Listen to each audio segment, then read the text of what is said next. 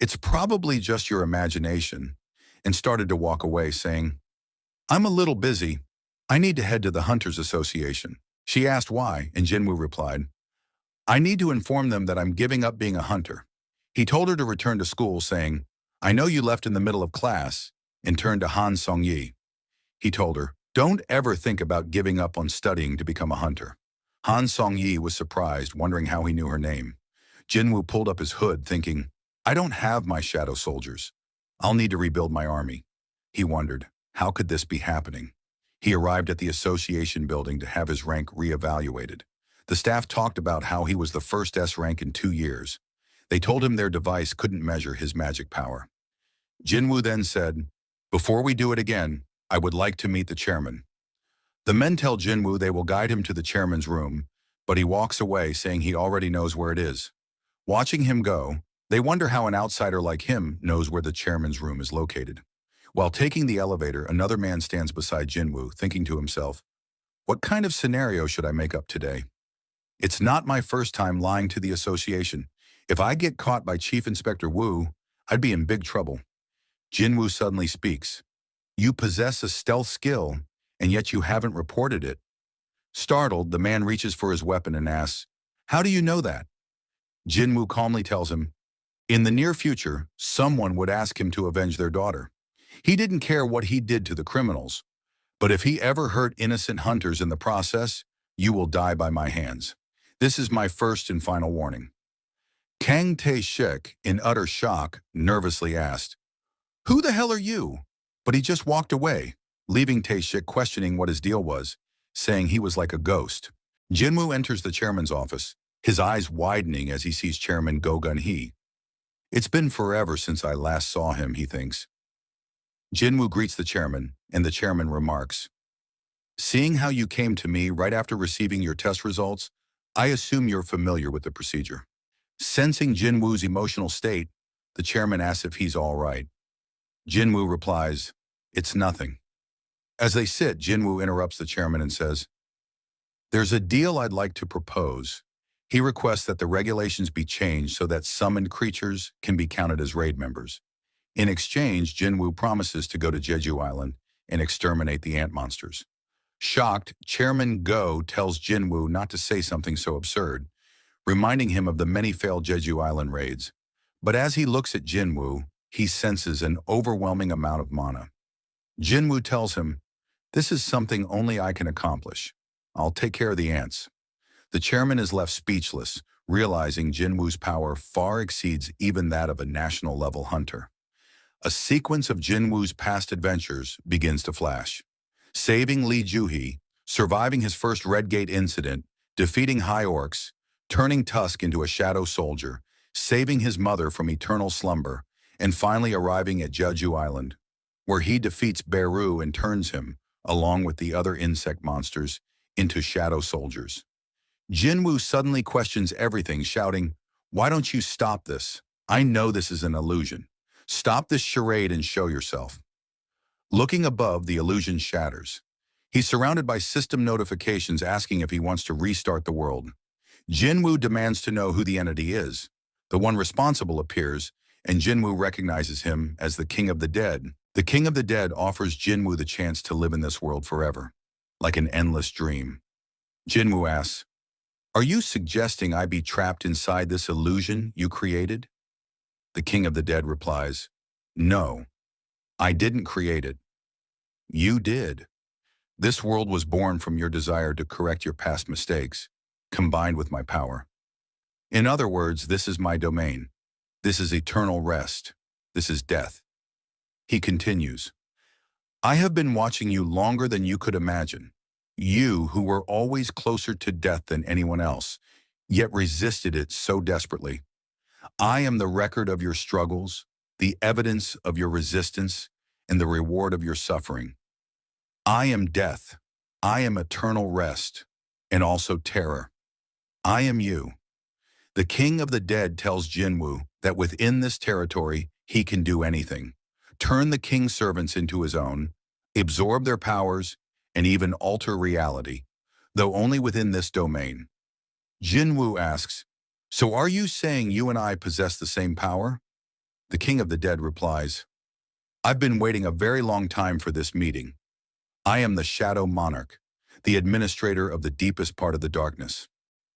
Jinwoo then asks, why was I chosen? The Shadow Monarch answers, I shall show you our beginning and end, and also your beginning. The story shifts back to the city where Jinwoo was frozen by the monarch. Looking at him, Raken tells Sillid, he's dead for sure. Meanwhile, Thomas Andre tells Leonard that Jinwoo's presence has just disappeared. Hearing that, Hunter Beck says, that's impossible. Now there's no one who can stop those magical beasts. Lim, from the top of a building, regrets I shouldn't have listened to that person earlier, and wonders if they can stop the creatures by bombarding them now. He decides to attack and instructs his hunters to prepare to fire. We'll fire all at once on my signal, he says. Our target is that magical beast that looks like a white walker. As he prepares to attack, Jinwoo starts to emit a massive amount of mana, shocking Sillid. He sees Jinwoo's black heart burning with dark flame. Seeing this, both Sillid and Raken realize something and charge toward Jinwoo, shouting, we must stop the true king from descending now that the false king has died. As they get close, Raken is kicked in the face by someone and crashes into Sillid. Both go flying into a nearby building. A man appears before Jinwoo, who is still inside the prison created by Sillid, and says, none shall touch this child. We then see the history of the Shadow Monarch from the distant past. An absolute being split light and darkness to create his emissaries. From light and darkness, he created the 8 sovereigns. The emissaries were born to maintain the world, and the sovereigns were born to destroy it. Both factions continuously slaughtered each other, worn down by the unending war. The brightest fragment of brilliant light asked the Absolute, why do you ignore the screams of countless soldiers dying for you? He begged the Absolute to lend them his strength so they could fight in his name. But the Absolute did not answer. At that moment, the fragment of brilliant light realized the truth. To the Absolute, the war between the emissaries and the sovereigns was nothing more than entertainment. He had no intention of ending it. They understood that even if they followed the Absolute's laws, only death awaited them. As long as the Absolute existed, the war would never end. So to stop this meaningless conflict, they drew their swords. It was the start of the rebellion. The monarch points to the vision, saying, that is me in the distant past. He tells Jinwoo, I was the sole emissary who stood against the rebellion of the other emissaries. But my pitiful number of soldiers was no match for the combined forces of the emissaries. When he thought everything was over, he opened his eyes in the darkness and discovered that the Absolute had hidden a certain power within him. On that day, the Shadow Monarch was born. He used his powers to resurrect his fallen soldiers and led them back to the battlefield. However, by the time he returned, everything was already over. The remaining fragments of brilliant light had killed the Absolute being and called themselves the new rulers. Using various tools containing the power of the Absolute, they hunted down the monarchs. As a result, the king of giants, Ligia, was captured by the rulers, and the power balance between the two sides collapsed. He tells Jinwoo that the monarchs realized the severity of the situation, and he used that moment to reach out to them. They had no choice but to combine forces with him in order to combat their common enemy, the rulers. From then on, he continued the long-lasting battle as neither a fragment of brilliant light nor an emissary of the Absolute being, but as the Shadow Monarch. He strengthened his army by gathering soldiers that remained on the battlefield. When he combined forces with the army of destruction, led by the Monarch of Destruction, the king of Berserk dragons, the monarchs as well as the rulers came to fear him. 2 of the monarchs who feared him turned against him after combining forces. Because of that betrayal, his shadow army was nearly annihilated. The strength that was too powerful brought him betrayal. While the beast monarch, the king of beasts, fled after abandoning his soldiers, the monarch of white flames, Baron, had to pay the ultimate price. But then, the rulers descended from the sky. They surrounded the shadow monarch and kneeled in front of him, asking for his forgiveness, saying there was no reason for them to fight any longer.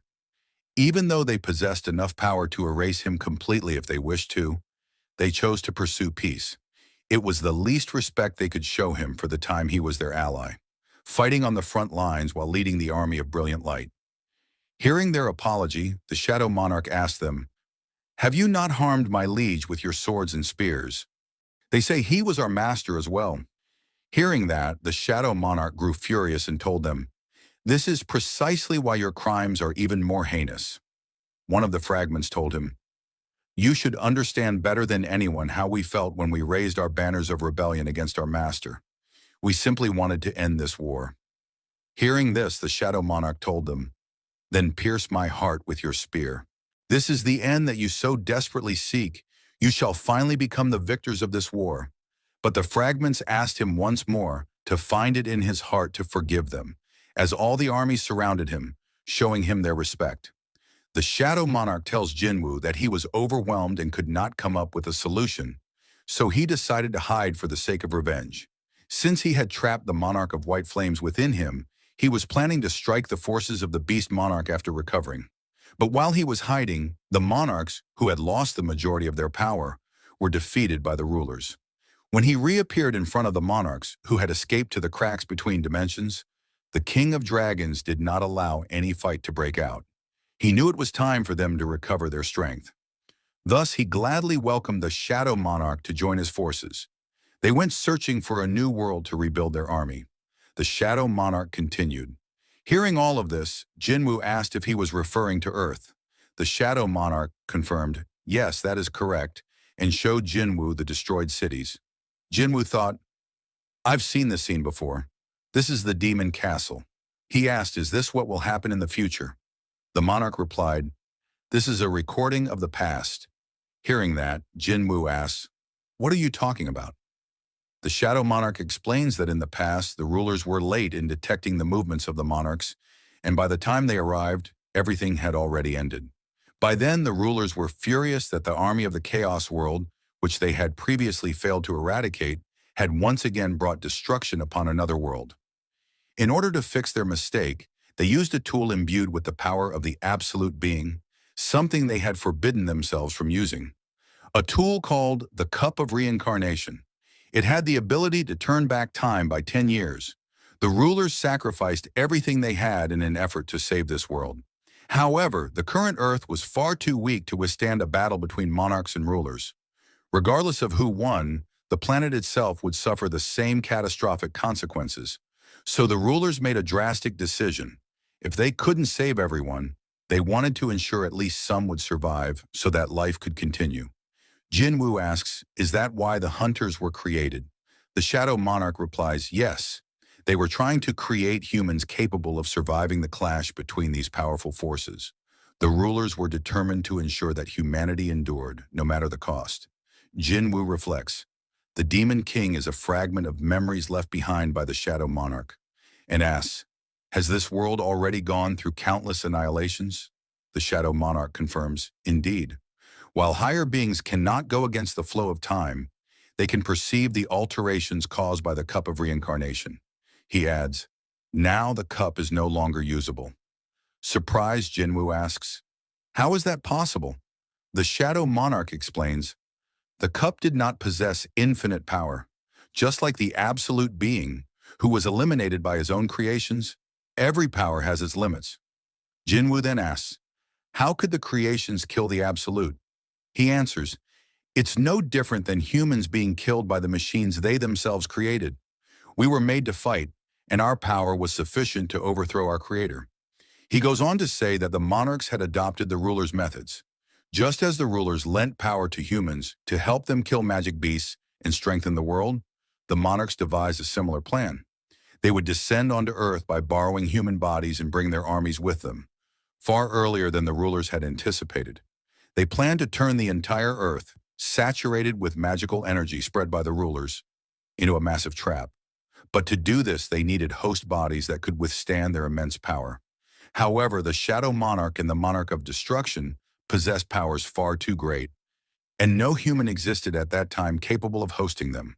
That's when one of the most capable mages, serving under a king, approached the Shadow Monarch with a proposal. He said he would help find a suitable host. That mage was known as the Architect. In return for his help, the Architect demanded an imperishable body, but no living thing could become a vessel to contain death. The Architect created a system to search for a human with a rare combination of abilities. one talented in sensing magic, one with prodigious physical capabilities, superiority of spirit, and great mental resilience. He searched for a human whose strength could match the power of the Shadow Monarch, and eventually he found someone. Someone who bested his system, who rewrote the rules of the game, and exceeded all expectations. It was you, he says to Jinwoo. You who were always weak, always closest to death, and yet survived again and again. I watched you. Even in defiance of the architect, I chose you. So I will say it once more. I am the record of your struggles, the evidence of your resistance, and the reward for your pain. Hearing all that, Jinwoo asks, even though I exceeded the architect's expectations, I still wasn't enough to handle your power, right? The Shadow Monarch explains that the architect used elements based on human skills and preferences to match Jinwoo's strength. He designed the system using games and simulations to entertain and stimulate Jinwoo. That same system, powered by the Shadow Monarch's energy, slowly transformed Jinwoo's body, leveling it up over time to reach the desired strength. Jinwoo then asks, "Why did you betray the architect?" The Shadow Monarch responds, "The apology of the rulers, the betrayal of the monarchs. I debated which side I should stand on, and in the end, I made a choice. I wanted it to be this way. My time with you was blissful. Perhaps I simply didn't want to lose you." He continues, "Over time, I became you, and you became me. So it doesn't matter who owns this body. We are already one. Therefore, I give you a choice. You may remain in this domain of death, enjoying the eternal dreams you've created. Or, if you choose otherwise, you will return to reality, where your enemies await." Jinwoo then questions him again. "You said you had made your decision, but you didn't stand with the rulers? Why did you flee to the other world with the monarchs, even though your will to fight the rulers had long faded?" The Shadow Monarch replies, "Because there was no place for me in that world." Jinwoo, hearing this, answers, "Then my answer is the same. This is not where I belong." Hearing his response, the Shadow Monarch smiles and begins to walk away. Jinwoo asks, "Is this the last time I'll see you?" The Shadow Monarch replies, "I will return to rest, but you, as the new Shadow Monarch, will live an imperishable life. The chance of our paths crossing again is slim. With your death, your power has become absolute." Before he can finish explaining how to return, Jinwoo interrupts, "I know." The Shadow Monarch smiles and says, "Because I am you." Meanwhile, Sillid and Raken witness Jinwoo's rebirth. They confront a glowing being, one of the fragments of brilliant light, and question him. "The worst disaster is emerging from the body of the human you're protecting. Are you really going to bring catastrophe to this world with your own hands? Are you truly risking your life to help the Shadow Monarch return? Just what are you traitors thinking?" Raken tells Sillid, "We don't have much time," and prepares to stop Jinwoo's revival. The fragment, realizing their intent, prepares to fight as well, to buy time for Jinwoo to return. At lightning speed, all three rush into battle. Sillid attacks first with his trident, but the fragment is too fast and dodges easily. From above, Raken dives in with his claws, but the fragment again dodges and quickly gets behind Sillid, stabbing him in the shoulder. Sillid observes, "He's reading the trajectory of my attacks and adapting accordingly." Unable to land a hit, Raken notes, "He moves like a warrior who has fought countless battles. He's evading the Frost Monarch's techniques while defending against all of mine." As Raken keeps him occupied, Sillad tries to sneak behind the fragment and freeze him in place. But once again, the fragment is too quick. He kicks Sillad under the chin, launching him into the air and smashing him into a nearby building. As this happens, Raken charges, opening his jaw wide to rip the fragment apart. But instead, he is pierced straight through the face and screams in pain. Before he can recover, the fragment drives an elbow into his ribs, sending him crashing backward. Enraged, Raken rips the weapon from his face and roars, "I'll tear you apart," but his body trembles uncontrollably. He turns to look at Jinwoo and senses the overwhelming mana radiating from him. Terrified, he leaps back to create distance between them. By this time, Frost Monarch Sillid has also recovered. He tells the fragment of brilliant light, "That won't work on me again." Then he turns toward Beast Monarch Raken and orders him to attack again, but Raken refuses. I will stop now. Scylla is stunned. You're going to quit after coming this far. Are you out of your mind? Raken replies. Can't you feel it? The mana around us. It's crying. The Shadow Monarch is coming. He opens a portal and says, Count me out of this. Scylla demands, Didn't you promise to help me defeat the Shadow Monarch? Raken answers, My promise was only valid when he was still in his human form. Now that the real monarch is coming, I have no more reason to stay. Scylla tries to stop him. You're running away with your tail between your legs, and you call yourself the Beast Monarch. Raken replies, You wouldn't understand. You've never experienced the true power of the Shadow Monarch. He teleports away. I'll pray for your fortune. Left alone, Scylla decides to fight on. He declares, Taste the terror of frost. This is my true power. He slams his trident into the ground, unleashing a massive ice storm across the battlefield. Seeing this, Lim instructs the hunters under him, We are retreating. Leave this place at once. The ice condenses into spears and rains down upon the fragment, forcing him to dodge as Scylla charges up for a massive attack. Scylla roars, Mere humans dare to challenge me without knowing their place. A gigantic mass of ice begins to form in the sky.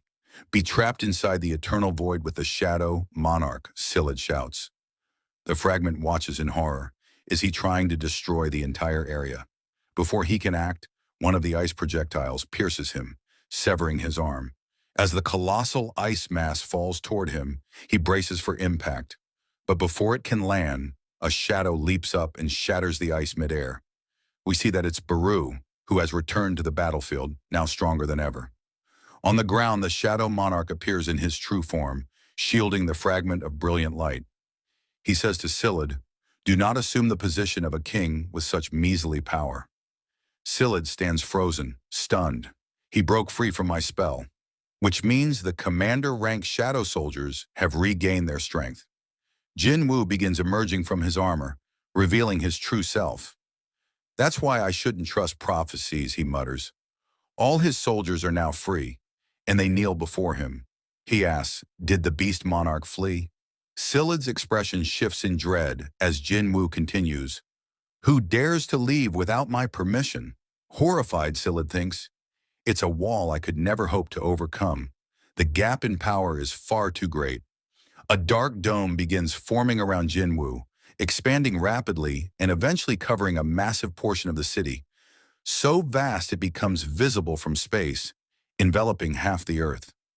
As the shadow field fades, Jinwoo quietly says, Found you? Thinking Jinwoo is distracted, Scylla believes this is his only chance, although there's an enormous gap in our power to let his guard down like this. If I miss this chance, only death awaits me. I must finish everything with this one strike. He gathers all his mana and hurls his trident at Jinwoo, but Jinwoo effortlessly catches it with one hand and shatters it into pieces. Scylla stands in disbelief. How? So this is the power of the Shadow Monarch, one of the strongest monarchs. But instead of retaliating, Jinwoo says, Wait, I'll save you for later. Wait patiently until I finish dealing with the beast. Meanwhile, deep within a forest, a portal opens and Beast Monarch Raken steps out. The aura of death is closing in on me, he thinks. I shouldn't have wasted time arguing with the Frost Monarch. It made me flee too late. But now I need to hide until the Dragon King returns. As he thinks this, a shadow looms behind him. Sensing it, he turns alarmed. This aura, no way. Frozen in terror, he drops to his knees. The suffocating scent of death. I can neither fight nor run. From his battle instincts, he knows. This is a hopeless gap in strength. He bows his head. I, the King of Beasts, do not wish to fight you, he says to Jinwoo. Please forgive my past sins. Accept me as your ally. In the near future, the Dragon King will descend upon this land with his army. I, along with my Beast Legion, will aid you. Hearing this, Jinwoo agrees to spare his life. Smirking internally, Raken thinks, He fell for it. How foolish, Raken thinks. He isn't the real deal. If he were, there's no way he'd forgive me, especially after I betrayed him again and tried to kill his vessel. I've bought time thanks to the humans' foolish forgiveness and emotions. All I need to do now is wait for the Dragon King's arrival. And when that day comes, I will rip your corpse into pieces. Out loud, however, Raken says to Jinwoo, I shall serve you with loyalty. Jinwoo replies, before that, we need to settle something. I still bear 5 scars from your claws. If you can survive 5 of my attacks, I'll forgive you. Raken's calm demeanor shatters. Enraged, he fully transforms and roars, you dare mock me, the king of beasts. Though I may die here, I'll make sure you don't leave unscathed. Towering over Jinwoo in his monstrous form, he charges forward. Jinwoo draws his dagger and moves like a streak of light, cutting past Raken in an instant. Raken doesn't even register what happened, until blood begins to drip and he realizes he's lost a limb. Jinwoo calmly says, 4 more to go. Back in Korea, Baru is healing the injured hunters. Watching him, Frost Monarch Silid thinks, I don't care about that ant healing humans. But this one, this is a problem. He notices A.R.I.S.E approaching and immediately recognizes him. The Knight of Death. One of the Shadow Army's 2 wings. He's A.R.I.S.E. Now that they can use their full power again, it's a real nuisance. They can regenerate endlessly as long as the Shadow Monarch has mana. But I can't recover the mana I used for my transformation. Silid lands and warns A.R.I.S.E. Don't bother doing anything meaningless. Do you really think you can hold out against me? A.R.I.S.E says nothing. Instead, he buries his sword into the ground. From within his dark cloak, Jinwoo begins to emerge. Jinwoo steps out and tosses 2 bloody beast fangs onto the ground. The beast monarch is dead. Silid is stunned. He killed the beast monarch in just the few minutes he was gone. Jinwoo declares, the plague monarch, the beast monarch, and the frost monarch. Your deaths will serve as a warning to the others monarchs. Silid prepares for battle, summoning ice projectiles, but before he can react, 2 daggers pierce him, one into his chest, another into his shoulder. Desperate, he tries to attack using what little mana he has left, but Jinwoo grabs him by the mouth and slashes through him. The beast monarch died on the 4th strike, Jinwoo says coldly. I wonder how long you'll last. Silid screams in agony as he reverts to his human form. His body crumbles into icy fragments and disappears into the air. After defeating all the monarchs present, Jinwoo turns to Baru. Where is the man who was protecting me earlier, he asks. Baru replies, he disappeared all of a sudden. We then see the man dragging himself away from the battlefield. His hand begins breaking apart, disintegrating into particles of light. So this is the consequence of receiving this power in a mere human body, he thinks. But it's fine. This is how it should be. A dagger lands beside him. A familiar voice asks, did you really think I wouldn't notice if you just left? It's Jinwoo. Why did you leave without saying a word, he asks. Then softly he calls him Father. The story shifts back to the dungeon where Jinwoo's father, Sung Il-hwan, had been trapped. He begins telling Jinwoo what happened that day. After clearing the dungeon boss, hunters are required to escape the gate within an hour. However, Il-hwan had no choice but to be trapped within the dimensional rift.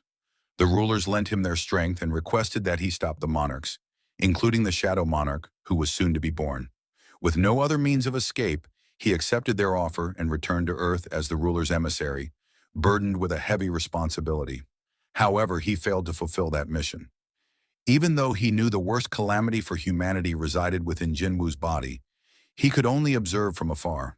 The rulers, whose sole focus had been to prevent the full awakening of the Shadow Monarch, began to change their stance. Eventually, the brightest fragment of brilliant light gave Il-hwan a new order: to protect the Shadow Monarch. They had realized that in order to stop the monarch's grand plan, they needed the power of the Shadow Monarch.